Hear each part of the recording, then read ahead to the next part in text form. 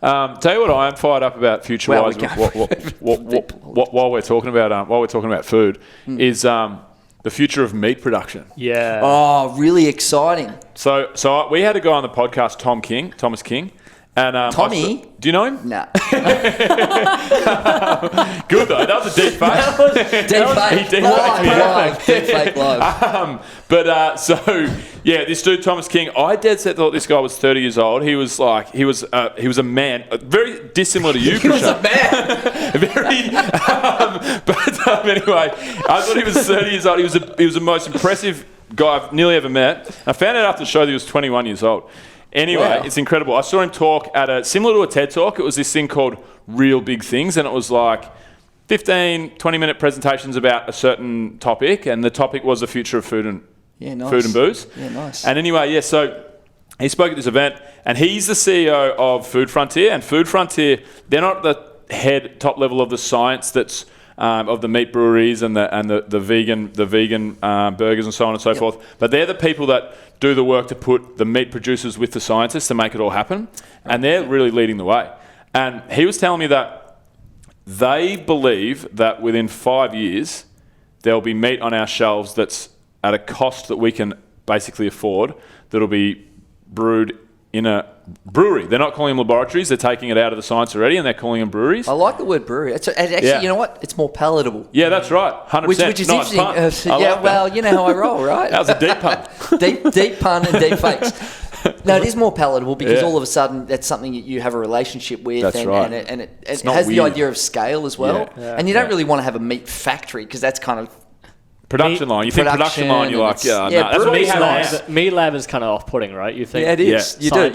You think little beaker and it's disgusting. Brewery, you're like, brewery for a couple of steaks and a couple of beers. Do they make beers there as well? Because this could be the greatest place, and I may never have to leave. Yeah, you just get you get a tray and it has an upside down pot glass, so the bottom's thicker, and it has beer in it, and then meat wrapped around it with a hole that the meat slips up. So it's just. To anybody in that industry.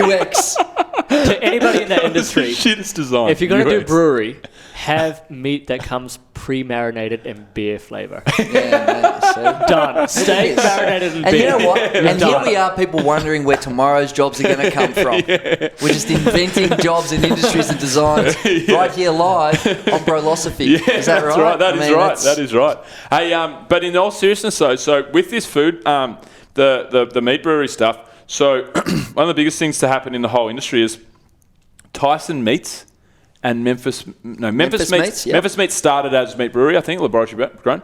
But Tyson Meats, I believe, are the biggest meat producer in the United States, and they've signed up to transition mid-2020. That's interesting. I didn't know that, but I do know, and I'm quite well versed in this area, so...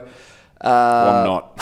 So feel free to Well, it's interesting because I think that history has a real clear pattern of things that were acceptable in the past become unacceptable in the future. Mm-hmm. So the stats that you say, it's true. They reckon that a quarter pounder of a quarter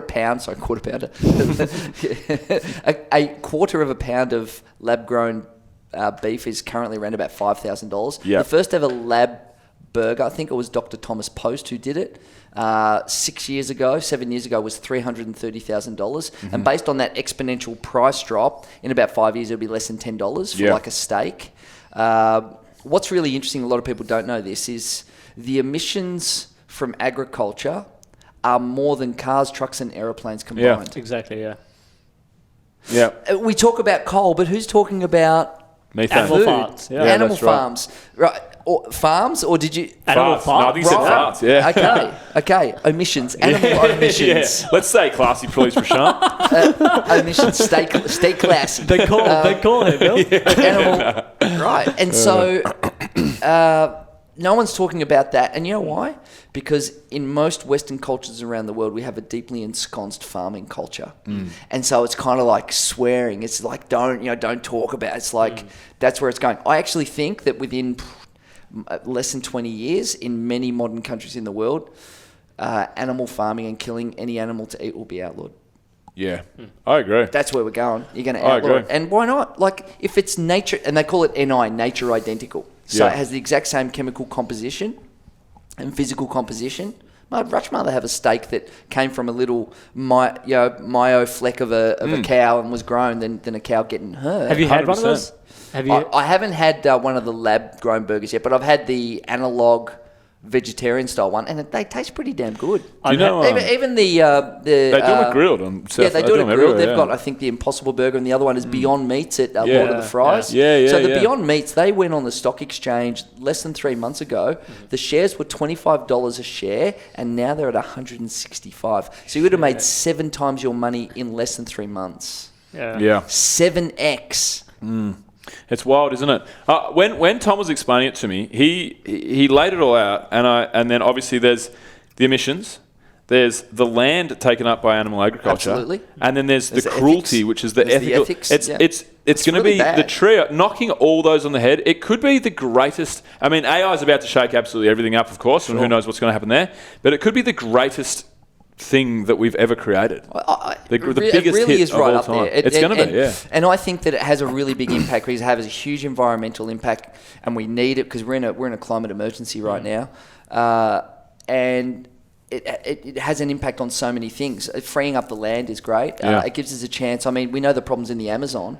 They knock down all of that foliage to put cattle there. Yeah. I mean, it's a disaster in so many levels. Yeah. This could be, the fix. Yeah.